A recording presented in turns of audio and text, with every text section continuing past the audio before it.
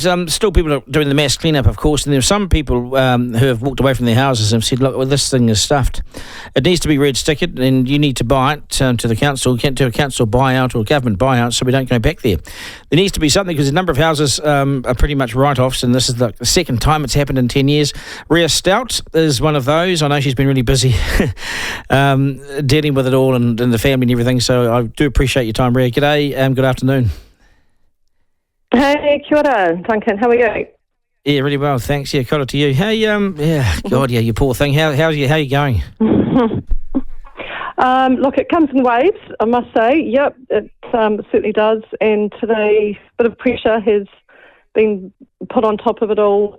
Feeling a bit distraught, actually.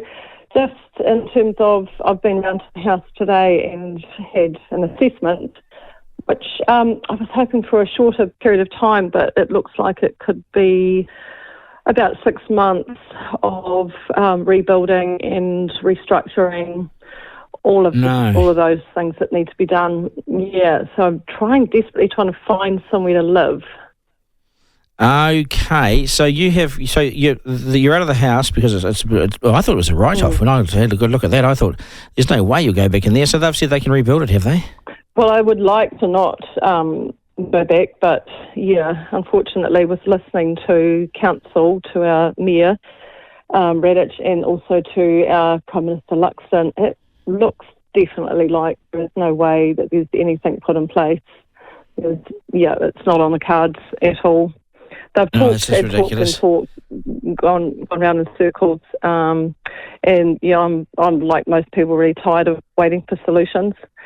And given that, they just don't seem to learn by other catastrophes, disasters that are happening around the country. You think they would? You think they would? Yeah, we've had a couple of recent sort of disasters in the last 15 years that you could point to say, right, there's a buyout there because the houses were stuffed, How many houses are like yours, do you think? I think there's a lot more than what's being reported, that's for sure, because, I haven't had anyone from council approach me, and I thought they would have, knowing that I was hit even worse actually last time. I thought there would have been some sort of, at least some communication coming their way. This is but not good enough. I've not heard anything. I mean, I said this yesterday, Rea. I said, yesterday I said that, we jump and pounce and throw money and all sorts of things when it's a foreign country that's, something's happened and we throw money and we go there and we do all this thing. But these are, you are a New Zealand citizen. These are our people and this is their livelihoods and their homes and their nest, We need to be sending all the right messages. I thought it was appalling yesterday. I spoke to the mayor yesterday and I asked him if him or Luxon had given any indications, and he said Luxon gave no indications. He just sort of turned up for a gawk, did some social media and didn't give any commitments and no money, nothing.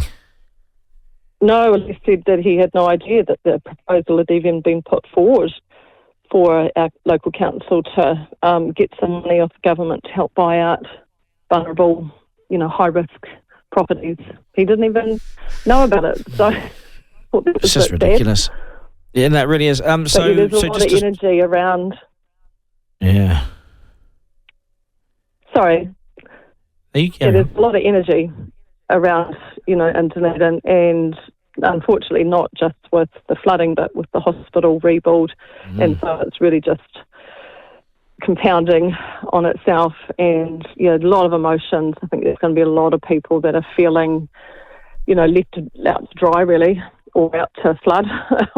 Yeah, and not you do this at your peril at the moment, but luckily we've... Yeah, you do this at your peril as a government as well. I mean, you ignore your citizens. You ignore your citizens in their time of need at your peril. I mean, look at Hawke's Bay. In Hawke's Bay, they sent this money there to distribute, and they couldn't even spend it. That's how useless the authorities were. They couldn't spend it, so they took the money back to Wellington after a few weeks.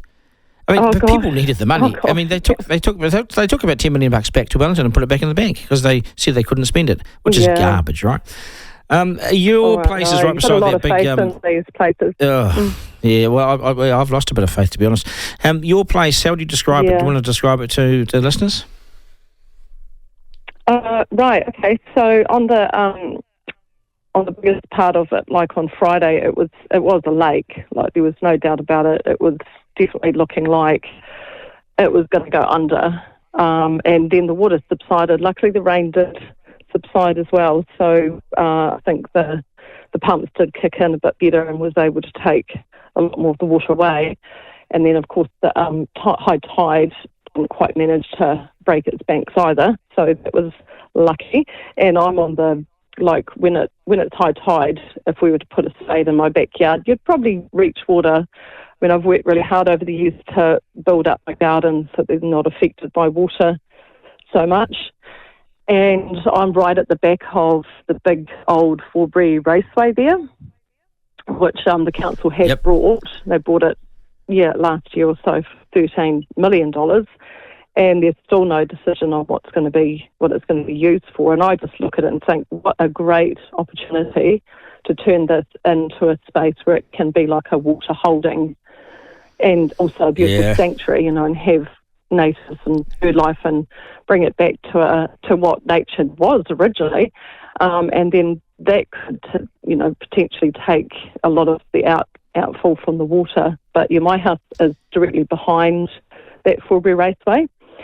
So in the flood, the back of my house got, it was really, really wet.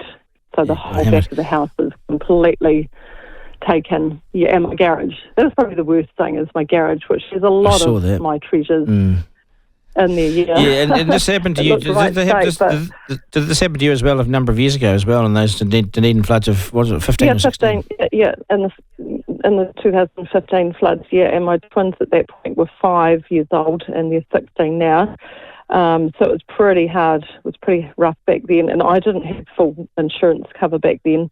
Luckily, I'm in a better position this time, and I've got lots of insurance to help cover, but I'm not sure how long insurance companies will continue that, and whether they start putting it into categories, and into tiers, where I might be a grade 1, where we're not insuring for flood. Yeah. So that's a worry. Well, I think you may struggle to get insurance, or the premiums might be higher for sure, and that's if you have to stay there. I would. Who's your local ward councillor? Do you have a local sort of councillor in your area? Who's that? Yes, we do. I probably couldn't tell you who it was because I certainly didn't vote for them. So I couldn't actually Who's your tell you local who MP? that is. Yeah. Who's your MP? No, sorry, don't know that. Top of head. No. Dunedin. Yeah, where are you? Dunedin South, are you? Whereabouts are you in Dunedin? Yeah. So I'm in St Kilda. St Kilda. Right, being in St Kilda. Sort of more like St Clair, St Kilda, just on the border there.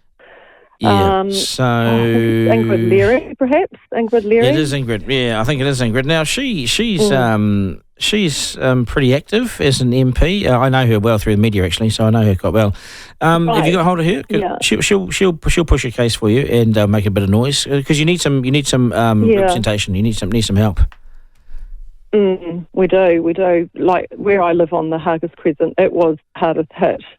My neighbours, their house was probably hit worse than mine, and another couple just across the road got hit really hard as well. So the Hargis Crescent is very vulnerable. Like, it's on one of the lower sides of the whole of South Dunedin, really. Yeah, well, we built in these areas, didn't we? Big old swamp. Yeah, would we build in these places now? I doubt we would. We built some pretty ropey places, didn't we, back in the day?